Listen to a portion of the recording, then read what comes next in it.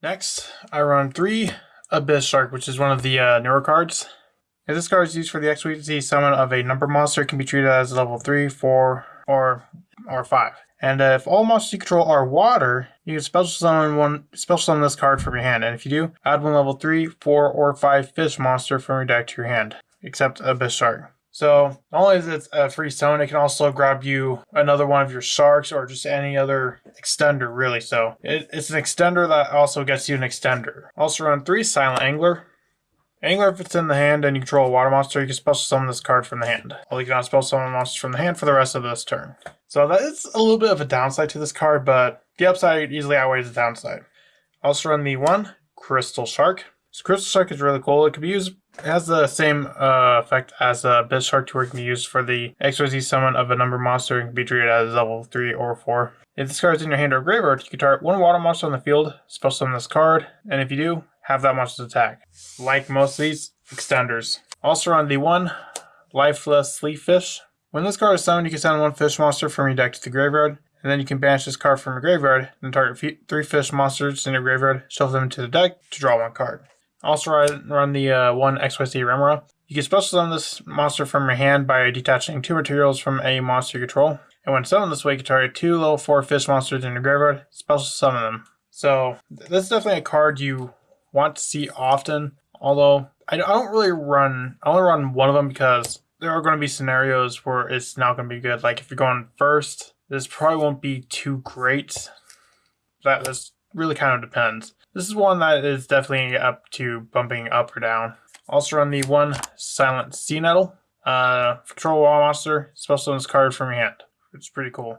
Although you cannot summon monsters except water for the rest of this turn, which is usually what we end up doing, although sometimes you may want to go into the Utopic Draco future, so if we use Nettle, we can't go into that. But there are still other plays we do have. Also run 3 Barrier Statue of the Torrent. Considering some of these, like the Abyss Shark, Silent Angler, Crystal Shark, and the Nettle, all special summon themselves from the hand, so you can basically just summon this, then special summon the one of those. Or if you have multiple of them, you can just summon, like, let's say Nettle and Crystal Shark to go into a Bahamut Shark and then go to Totally Awesome. As for the hand traps, I run 3 Ash Blossom and Joyous Spring, 3 Drawlin Lockbird, 3 DD Crow, and 2 Skullmeister. Moving on to the spells. I got 3 White Mirror. White Mirror, I can target a level 4 or lower fish monster in my graveyard, special summon it. Then I can add 1 monster from my deck to my hand with the same original name as that special summon monster. So depending on what you use it for, it can be pretty good. So let's say, for example, I have a Buzzsaw engraved and I have not used its effects. I can use the effect of White Mirror to special summon the Buzzsaw and then grab me an additional Buzzsaw, which I can then normal summon it or do something with it. Or you can just use it for an XYZ play. Really depends. Also run the 1 Instant Fusion and the 1 Ready Fusion. This is to mainly get like a level 4 or 5 onto the field so we can use it for XYZ plays, or really depending on what we go for. I also got the 1 Called by the Grave and the 1 Foolish Burial. And for traps, I only run 3 Infinite Impermanence. Moving on to the extra deck, I run 2 Bahamut Shark. Bahamut Shark is good in any water-based strategy that has level 4s. Essentially, once per turn, you can detach material from this card, special summon 1 rank 3 or lower water XYZ monster from your extra deck. And what do we usually get? One of our 2 Totally Awesome. Because, Totally Awesome is totally awesome. I'm surprised it didn't get hit on the ban list, actually. I was fully expecting it to get banned, but, Rontone took the fall. Can't complain. Also on the 1 number 4 Stealth Kraken, and the 1 Stealth Kraken Spawns.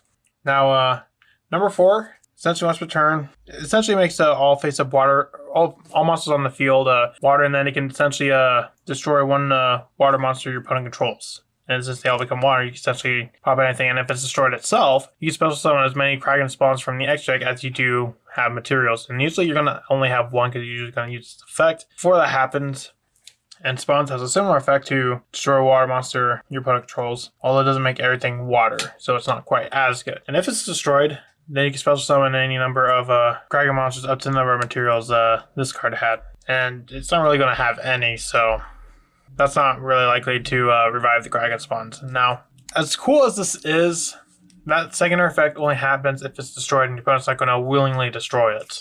Also on the one, number 59, Crooked Cook.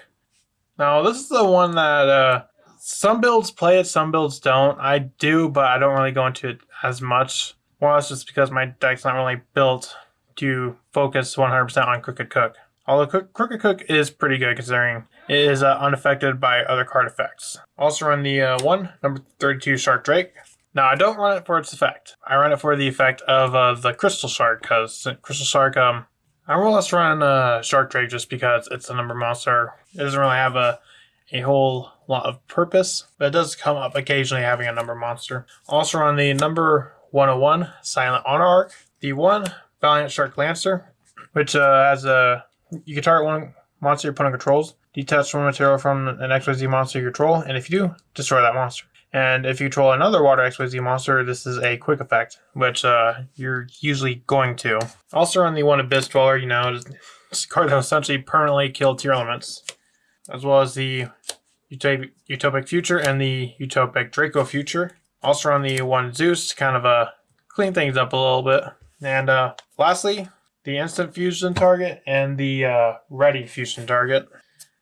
Now, I don't have like a target for this at the moment, but to be honest, the target itself really doesn't matter. Like, you can use something like Deep Sea Shark, which is a vanilla fusion monster, but it works with Ready Fusion. Or you could do something, or you can go into something like Marine Beast or Rare Fish. Like, as long as it's a level, well, depending on if you activate Instant Fusion or Ready Fusion is which one you're going to be able to grab. Rare Fish is level 4, so that's usually the one you're going to be running most, considering it being a level 4. You can also use it for XYZ plays.